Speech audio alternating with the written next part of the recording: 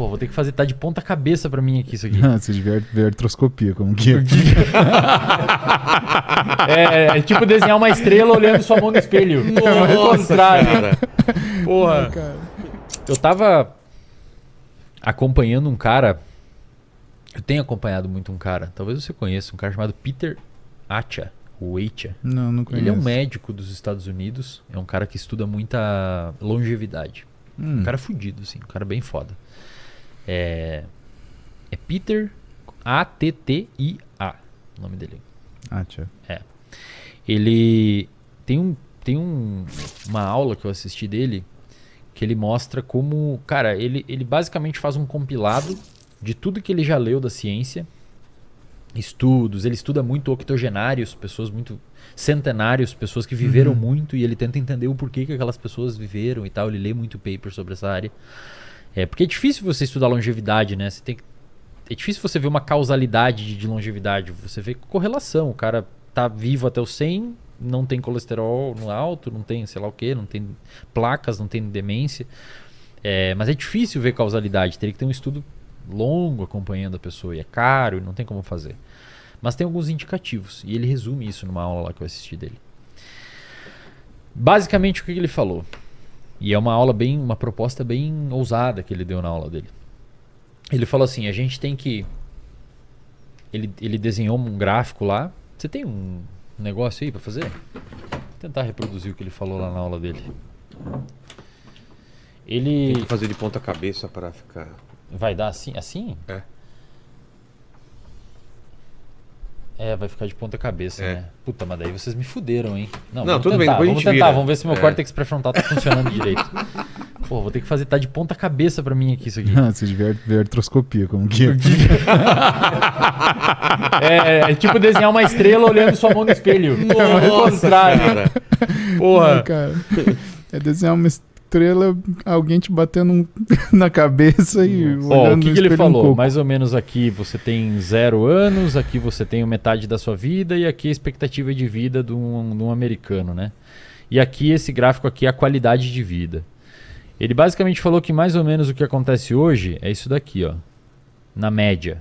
A pessoa tem uma qualidade de vida durante a vida dela, chega mais ou menos ali pelos seus 45, 50, em média, tá? Você vai falar, não, mas meu tio não é assim, não, eu tô falando em média. Tá?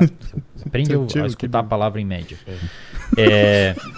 Pô, mas é foda, né, cara? Os caras sempre vão pra exceção. Cara ignorante aqui, né? Você vê, os caras não têm paciência não. A amígdala tá... Aí o cara vai aqui, ó, e mais ou menos na metade da vida, 45, 40 anos, muitas vezes a qualidade de vida da pessoa começa a cair. Então esse gráfico aqui representa a queda da qualidade de vida. Então a pessoa desenvolve uma diabetes, a pessoa desenvolve hipertensão, a pessoa desenvolve aterosclerose, a pessoa começa a ter sinais de demência ou algum tipo de esquecimento, ou desenvolve algum problema relacionado ao metabolismo, alguma coisa assim. A qualidade de vida vai caindo até que o momento a pessoa morre. Ele falou que a ideia é a gente fazer isso aqui, ó. Ele falou que a ideia é a gente fazer isso aqui, ó. A gente pegar... Ele falou que é o objetivo, né, da medicina hoje. A gente pegar a vida da pessoa, estender um pouco mais e fazer assim. Caramba, quando caiu, morreu. Cara, a pessoa tem que viver mais tempo e morrer rápido. Eu sei ideal. Que é curioso isso. É curioso, isso, mas é o ideal, né? Mas tipo, cara, vive até os 90, 95 bem. Sem onerar sistema de saúde, sem onerar a galera. Viveu bem, tá com 90? Cara, morre. Entra nessa maquininha aqui.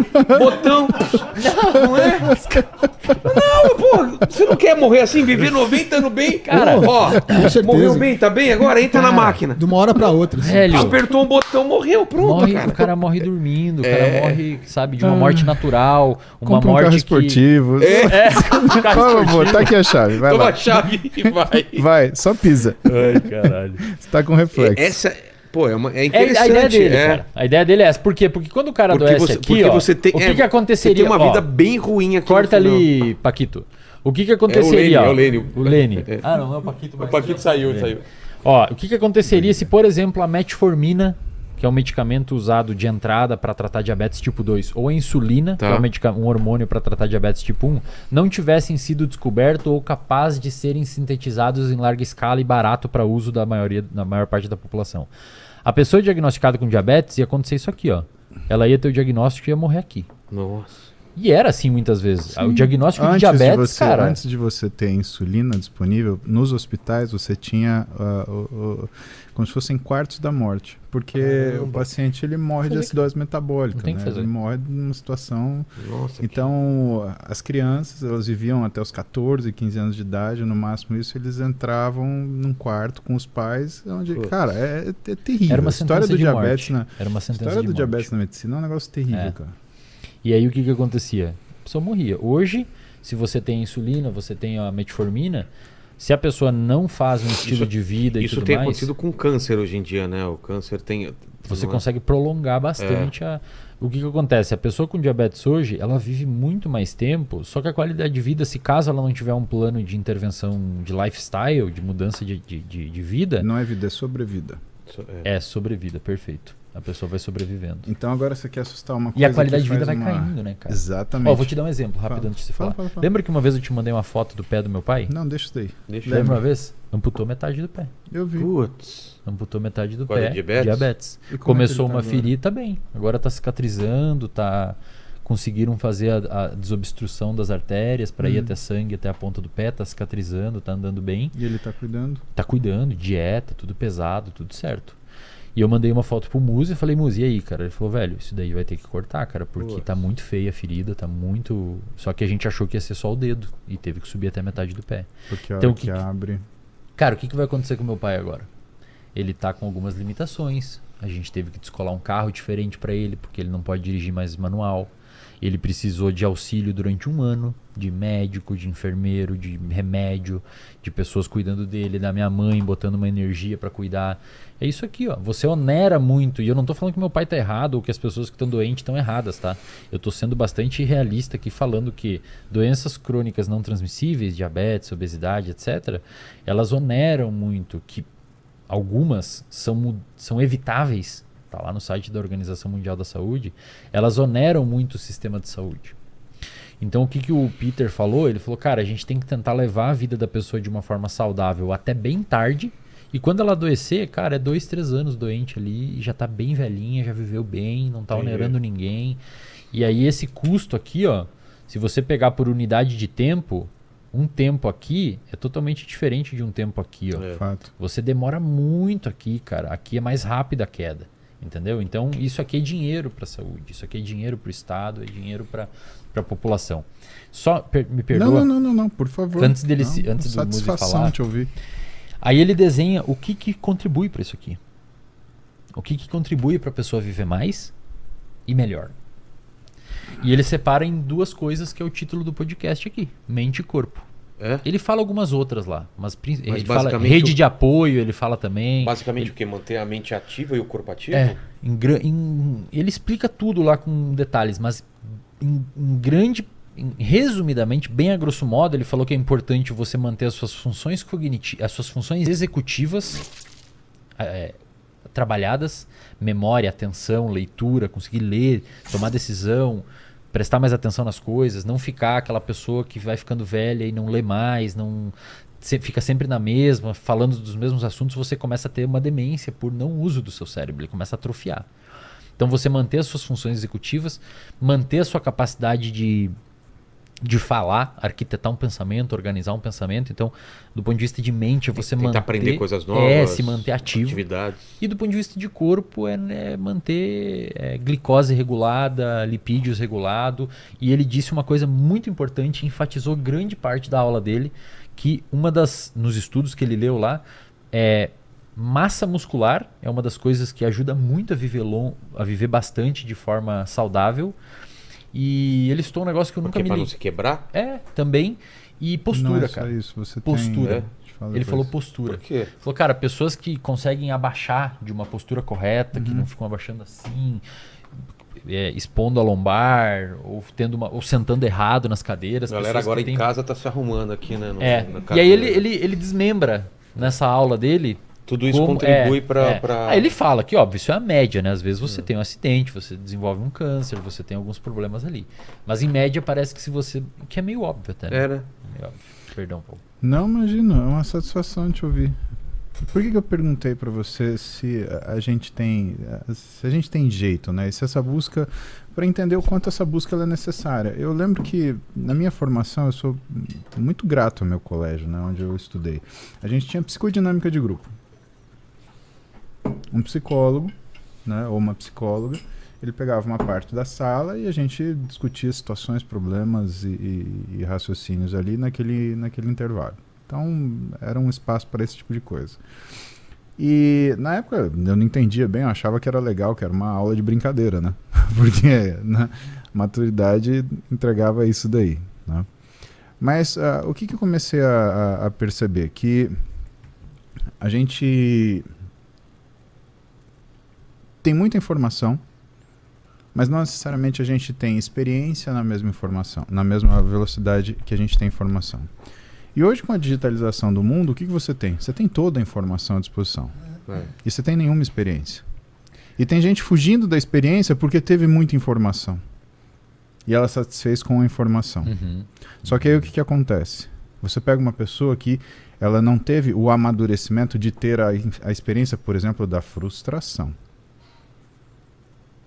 Então, quando a gente pega, por exemplo, o trabalho do Heckman e coloca ele em caixa em outra coisa, me dá uma caneta rosa, por favor, alguma cor diferente. Obrigado.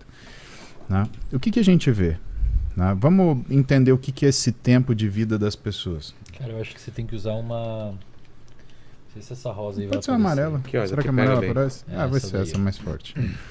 O que o Heckman fala? Ele fala sobre uma coisa, cara, eu vou escrever de ponta cabeça e com a mão esquerda, tá bom? Caramba, beleza. Cara. Densidade cognitiva. Tá? Então ele separa, né, em 3 situações diferentes. E aí eu vou te falar porque que a gente está aqui. Nesse momento, 20 anos de idade, vamos manter aqui 45 e vamos colocar aqui 80. Tá? Quando você faz a curva de densidade cognitiva frente ao que é a população, O que é densidade cognitiva? o quanto que você tem de... Vamos ver, é uma forma de você lidar com inteligência, mas a gente pode falar um pouco mais... Capacidade de resolver problemas, talvez?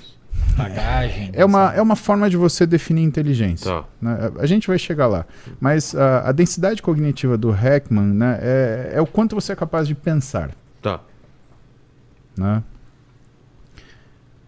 E de ter consciência. Né? Então, ele faz o seguinte. Você tem alguma coisa até os 20...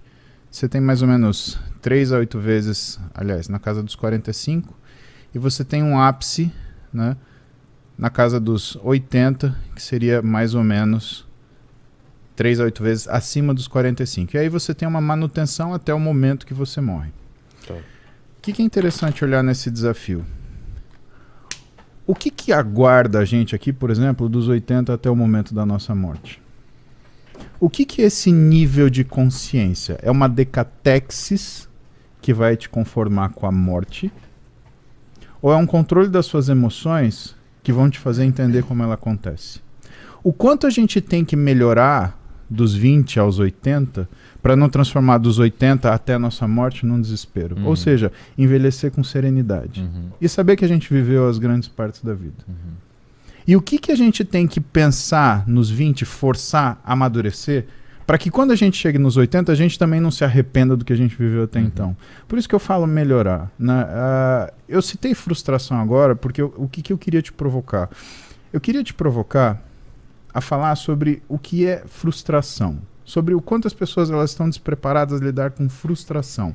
Onde você, por exemplo, a pessoa ela fala, que quando você tem opinião, ela prefere te desautorizar, argumento ad hominem, né, como pessoa, como indivíduo, do que ouvir o que você está falando.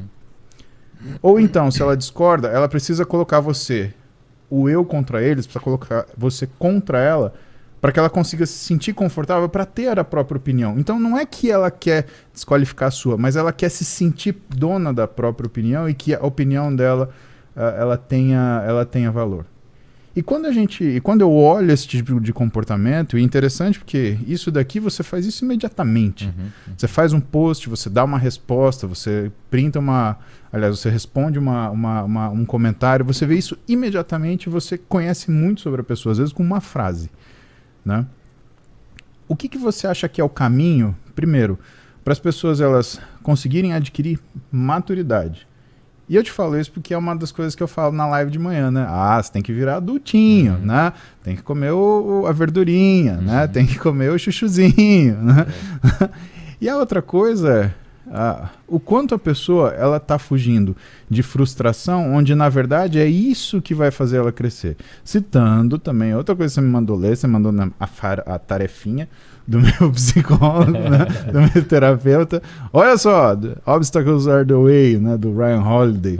Né? O quanto isso é importante? O quanto é importante você ter obstáculos na vida para atingir maturidade, capacidade, resistência à frustração? Cara, tem um conceito na neurociência e na galera que estuda comportamento chamado de inoculação ao estresse. Eu já comentei aqui, eu acho, alguma vez. Que é basicamente assim, quando você se submete a situações isso é bem interessante, estressoras, você submete a situações estressoras. Um exemplo, o exemplo que eu mais gosto de usar é falar em público. Você cria resistência àquilo. Se você conseguir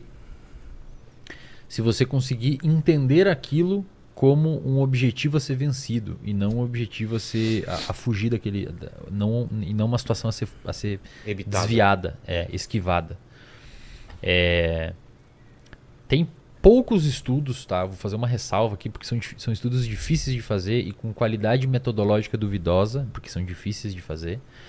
Mas tem alguns estudos que sugerem que quando você tem pessoas com o mesmo nível, porque uma das formas de você mensurar, então tem duas formas de medir estresse e compromisso e ir para cima de um obstáculo e buscar amadurecimento. Duas formas, uma objetiva e uma subjetiva de mensurar estresse. A objetiva é você mensurar o hormônio que a sua suprarrenal libera no seu eixo lá, que é o cortisol, os glicocorticoides. A segunda forma de mensurar estresse é perguntando: e aí, quanto é que você está estressado? Dá uma escala lá, uma escala organizada lá para a pessoa, para ver o nível subjetivo de estresse dela.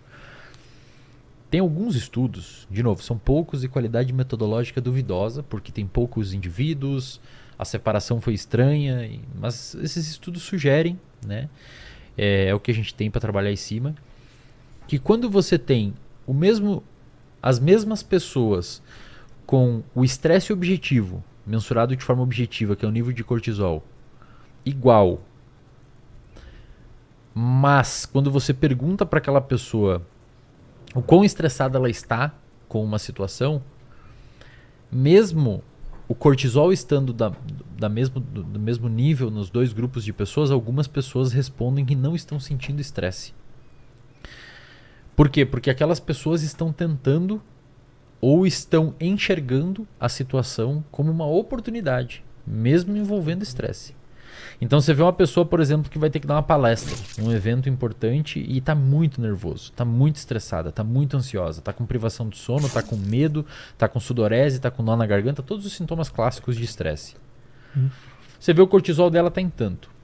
Você vê uma outra pessoa que está com estresse numa condição parecida, tem que dar palestra, mas o cortisol dela também está em tanto, mas quando você bota questionários subjetivos de humor, de tristeza, de impulsividade, de depressão, etc., a pessoa que relata estar vendo naquele estresse uma oportunidade, ela tende a ter esses desfechos emocionais prevenidos ou não tão grandes. Em outras palavras, resumindo tudo que eu disse aqui, quando você...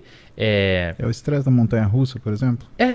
Exato. Você paga pra ter estresse. Isso. Você paga pra ir lá, passar um puta de um trabalho e ficar suado, assustado, nervoso. Trem fantasma. Entendeu? Filme de terror. Agora, se a pessoa entende aquele estresse como legal, os efeitos maléficos, mesmo no nível hormonal, estando na mesma altura, eles não acontecem de forma tão grande, porque a pessoa interpretou aquele estresse. É a mesma coisa que você botar uma pessoa fazer atividade física, uma pessoa que gosta e uma que odeia. Teve um paper que saiu no ano de 2000, uma época de ouro na neurociência, que o Eric Kandel ganhou o prêmio Nobel dele, que descobriu que as memórias são sintetizadas, depende de síntese proteica. O Ivan Esquerdo, falecido professor que era da URGS, depois foi para a PUC, publicou um paper na Science mostrando que memória de curto prazo é diferente de longo prazo, e a de curto prazo não se transforma em longo prazo, elas começam juntas, uma só não vai para frente, digamos assim. Estudo fantástico, 2 páginas, fez com R$15, eu acho, o estudo, só botou uns inibidores. Cara, só uns inibidores ali, fez um desenho experimental bonito, publicou na Science, fechou como ideias boas, é importante. Teve um estudo que saiu sobre neurogênese, a época de ouro da neurogênese, se nasce neurônio novo no cérebro ou não. Os caras publicaram com roedor, um paper na Journal of Neuroscience, um dos melhores jornais de neurociência do mundo, ou melhor, na área de neurociência do planeta. E eles queriam saber se exercício físico aumentava a neurogênese ou não. Detalhe, isso aqui é em roedor, tá? Em camundongo. Depois saiu na Science em humanos, a gente pode falar. E eles submeteram os roedores a 3 tipos de exercício físico. Exercício físico resistido, tem como fazer com roedor. Como? Você bota uma... É tipo aquelas balanças de mola de açougue, aquelas balanças antigas que você puxa e vê uma pressão. Isso. Você bota... Dinamômetro. Sim. Aí você bota o camundongo, é uma barrinha, o camundongo segura com as patinhas dele na barrinha e você puxa na cauda. E ele vai segurando, cara. Ele segura aquilo, porque ele não quer cair, né? E aí você faz várias sessões daquilo no ambiente controlado, que ele não tenha medo, perto do chão, na maravilha, tudo certinho, controlando o estresse ali dele. Ele começa a ter desenvolvimento de massa. Você consegue mensurar depois o quanto ele ganhou de massa magra, né? Ele consegue ficar bem parrudinho, assim. Eles fizeram aeróbico na esteira, então você bota numa esteira normal, o camundongo andando ali com as laterais, e natação. Bota o bicho nadar.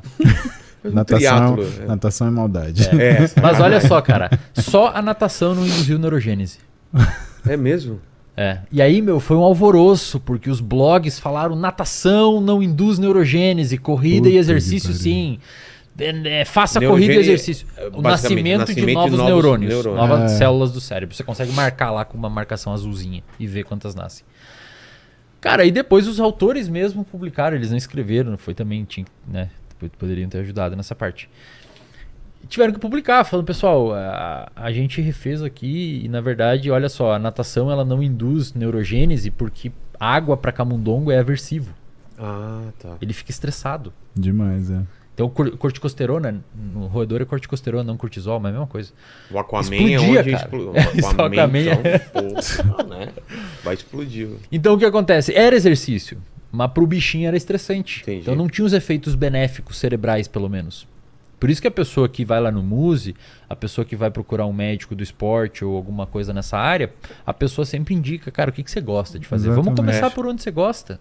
Para você ter engajamento, para você ter vida longa nesse esporte, não precisa fazer musculação ou o que você vê as pessoas fazendo. Você gosta de tênis, tem várias modalidades de esportes para fazer. Então o estresse é importante, o que a gente sabe hoje que auxilia, voltando à sua pergunta lá, eu fiz todo esse rodeio para falar dela. O estresse, a maturidade, a gente sabe que uma das coisas que acelera o desenvolvimento do cérebro e o desenvolvimento de áreas envolvidas com tomada de decisão e tudo mais, é estresse. Quem mostrou isso foi o Robert Sapolsky, um neurocientista que foi um cara fudido, assim. Na área de estresse e hipocampo, ele é o cara que mais manja. Só que, cara, tem que ser um estresse que você perceba como adaptativo, sabe? Tem que ser um estresse... Ele faz uma curva em U invertido, curva de sino. Se você não tem nada de estresse, é ruim para o seu sistema. Se você ter muito estresse, é ruim para o seu sistema. Você tem que achar um estresse ideal e se submeter a ele. Porque esse estresse ideal, que é bastante Mas essa pessoal, linha você vai né? subindo cada vez mais, né? Porque o que te estressa aqui, se você é acostumado a ele, daqui a pouco você não estressa mais a com ideia é ele. que você vai evoluindo, né? Você vai empurrando essa linha pra cima. Exato.